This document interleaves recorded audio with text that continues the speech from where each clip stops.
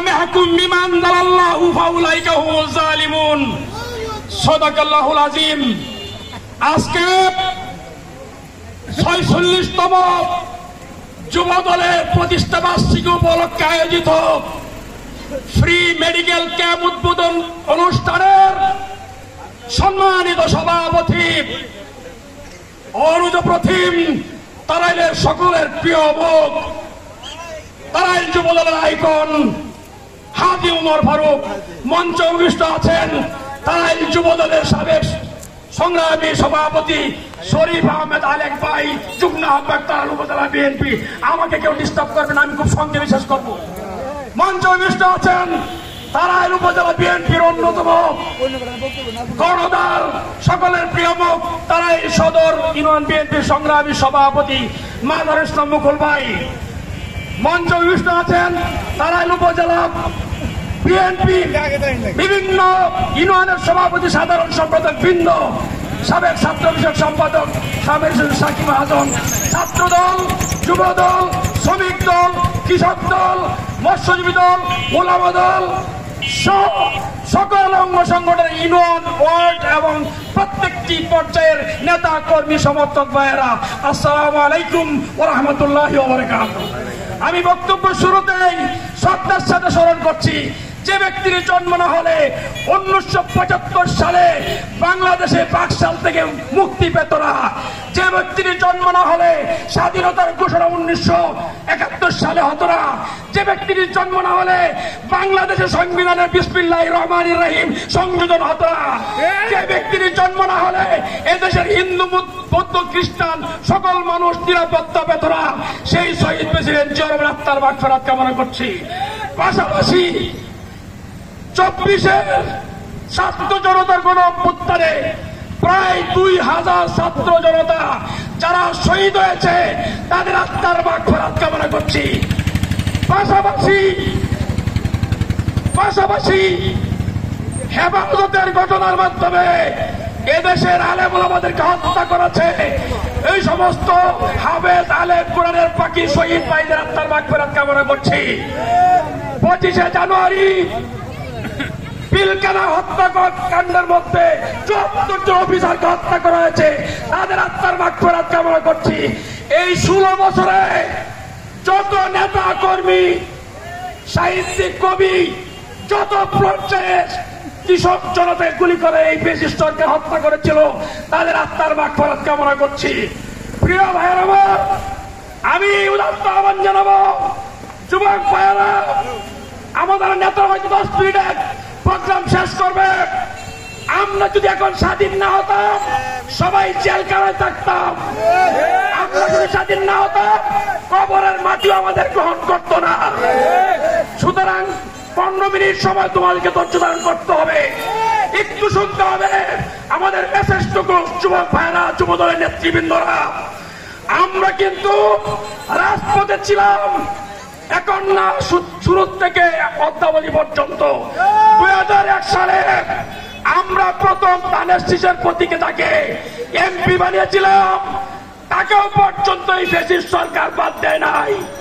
মিথ্যা মামলা দিয়ে জাতীয়করণে আওয়ামী লীগের কিছু সংখ্যক বুদ্ধিজীবী নামেরা চিন্তা করেছে ওসমান ফারুক যদি বাংলাদেশে থাকে তাহলে বিএনপি তথা এই দেশের ইসলামিক চিন্তাবিদেরা বেঁচে থাকবে, তাকে একটা মিথ্যা মামলা দেওয়া যায় কিনা।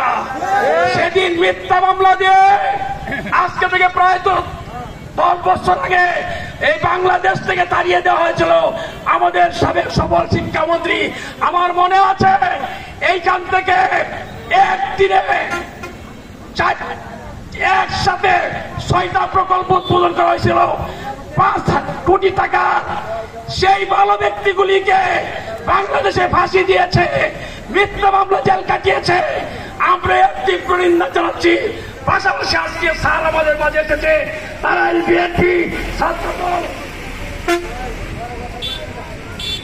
তারাইল বিএনপির পক্ষ থেকে ডক্টর ওসমান ফারুককে জানাই রক্তিম গোলাপ শুভেচ্ছা। ফিরে এসেছে আমাদের মাঝে। আমরা আলহামদুলিল্লাহ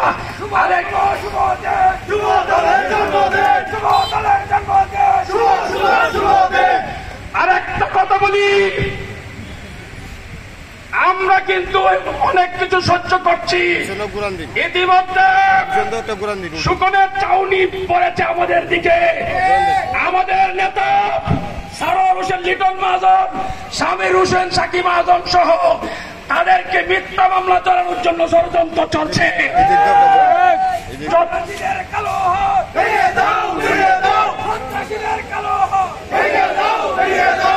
সাবধান হয়ে যান, কার বিরুদ্ধে ষড়যন্ত্র করেন।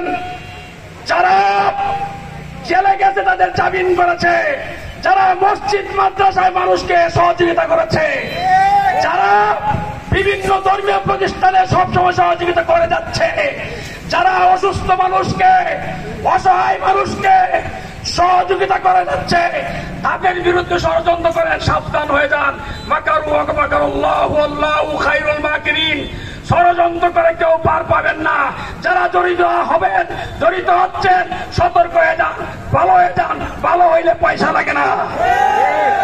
প্রিয় ভাইয়ের আমার, শেষ কথা বলি, আমাদের তারাইল বিএনপিকে আজকে হাঁটি হাঁটি পা পা করে আজকে যুবদলের ভাইদেরকে বলবো, তোমরা আজকে যে ফ্রি মেডিকেল ক্যাম্পের মাধ্যমে তারাইলবাসীকে সজাগ করেছ, তারাইলবাসীর পক্ষ থেকে, তারাইল বিএনপির পক্ষ থেকে আমরা তোমাদেরকে আন্তরিক অভিনন্দন জানাচ্ছি।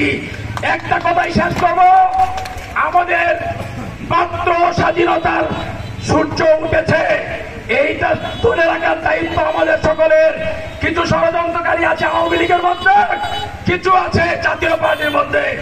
দয়া করে ভাই, 15 বছর খাইছেন, একটু ধৈর্য ধরেন। কি বলেন? 15 বছর নামে বেনামে খাইছেন, নামে বেনামে অনেক কিছু খাইছেন। দয়া করে আপনারা এখন থামেন, স্টপ হন। দেশের মানুষকে শান্তি থাকতে দেন। আলেমদেরকে ওয়াজ মাহফিলে ধাক্কা দিয়ে ফেলে দিবেন না।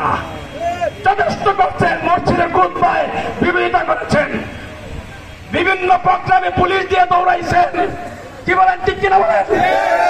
সুতরাং আপনাদেরকে বলি, আমার অনুরোধ করে বলি, এই তারাইলের মাটিতে যখনই মিছিল করতে চেয়েছিলাম, তখন এই টেলিফোন আসছে যে আপনাদেরকে গুলি করা হবে। ঠিক কিনা? সুতরাং আমরা খোলা ময়দানে কথা বলার সুযোগ পেয়েছি, এই জন্য কথাগুলি বলছি। আপনাদেরকে বলি, এখন কিন্তু অনেক নেতা কর্মীর আবির্ভাব ঘটবে, এটাই বাস্তবতা। হোক, আপত্তি নাই। সকল নেতৃবৃন্দ, আমরা জীবনের মৃত্যুর ঝুঁকির সামনে মশাল মিছিল করেছে যে যুবক দলের ছেলেরা, ছাত্র দলের ছেলেরা, আমরা মশাল মিছিল করেছি। আমরা সব সময় সম্মানিত উপস্থিতি, এই শেষ কথা বলে যাই, আমরা কোন আলেমের ব্যাগ যদি দেখতে চাই না। ঠিক কিনা বলে? আমরা কোন ধর্মের মানুষের ভেদাভেদ দেখতে চাই না। হিন্দু মুসলমান আমরা মিলে রাখতে চাই। আমরা এইবারে সারা বাংলাদেশে চেয়েছিল পূজা মণ্ডপে একটা বিশৃঙ্খলা করা যায় কিনা, সেইখানে আমরা কিন্তু কোন বিশৃঙ্খলা করতে দেই নাই।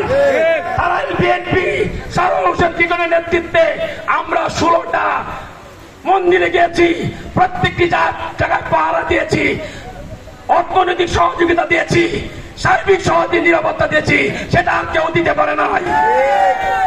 কাজেই তারাইল বিএনপির নেতৃবৃন্দ, তৃণমূলের সকলের কাছে আহ্বান জানাই, আপনারা ঐক্যবদ্ধ থাকুন। এবং একটা কথা বলবো, আমরা শেষবারের মতো আমাদের নেতা ডক্টর উসমান ফারুক স্যারের পক্ষ থেকে আপনাদের সবাইকে সুস্বাগতম জানিয়ে, আপনারা ভালো থাকবেন, সুস্থ থাকবেন। সবার জন্য, বিশেষ করে যুবদলের ভাইয়েরা যারা কষ্ট করেছ, তোমাদের সবাইকে আন্তরিক অভিনন্দন জানিয়ে এবং সবাইকে ধন্যবাদ জানিয়ে আমি আমার কথা শেষ করছি। আল্লাহ হাফেজ। বাংলাদেশ জিন্দাবাদ, বাংলাদেশ জাতীয়তাবাদী দল জিন্দাবাদ, দেশনেত্রী বেগম খালেদা জিন্দাবাদ, শরীফুল আলম ভাই জিন্দাবাদ, মাদার ইসলাম ভাই জিন্দাবাদ। এবং আমাদের সকলের নেতা, আমাদের প্রিয় নেতা, আমাদের আগামী দিনের কিংবদন্তি, তারাইল করিমগঞ্জের উন্নয়নের উপকার, তারাইল করিমগঞ্জের সকলের আশ্বাসস্থল ডক্টর উসমান ফারুক জিন্দাবাদ, সারোয়ার হোসেন লিটন জিন্দাবাদ। সকলকে ধন্যবাদ। আল্লাহ হাফেজ। আসসালামু আলাইকুম।